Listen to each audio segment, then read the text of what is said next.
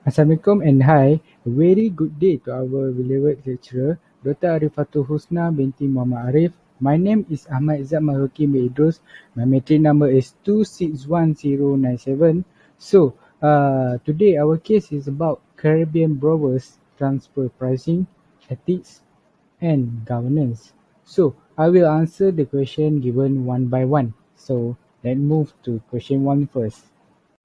For the question one, the majority shareholder can shift wealth by revising the cost allocation.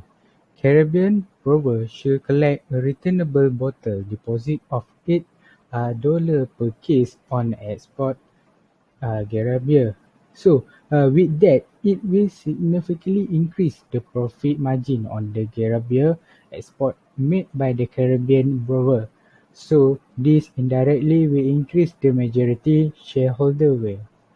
Other than that, to maximize the majority shareholder weight, the transfer pricing of the sale from Caribbean brewer to the Gera Caribbean needs to be reduced from $25 to $20. This will result in significantly low profit margin on the Caribbean brewer export Gera beer. But this also will provide Gera Caribbean a greater profit margin and enjoying the benefit tax-free jurisdiction of Gera beer. The tax liability of Caribbean brewer becomes significantly lower. Therefore, the majority shareholder will be increased by changing the transfer price. For the question two, the tax audit and reassessment need to be performed by the Caribbean brewer in order to get the exact value of the profit and chargeable tax. So they have two factors that leading Caribbean brewers to tax reassessment. First is a Caribbean brewer sell the Gera beer to the Gera Caribbean for $25 without the $8 deposit for the bottles. And the second is a tax paid by the company is less than the real amount of tax paid. So the first factor is a Caribbean brewer sell a Gera beer to Gera Caribbean for $25 without $8 deposit for the bottles. So it will make the sale of export Gera beer increase because they did not have to pay $8 on deposit for the bottles. We can see that sale of the export Gera beer significantly increased from 2007 to 2010 than the sale of the export Tigua beer.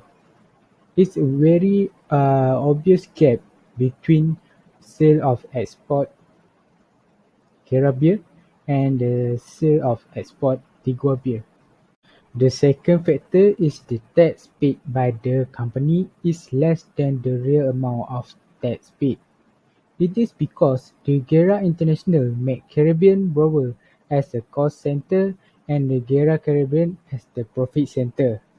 It was sent to the Gera Caribbean but the Gera beer delivered to the other island.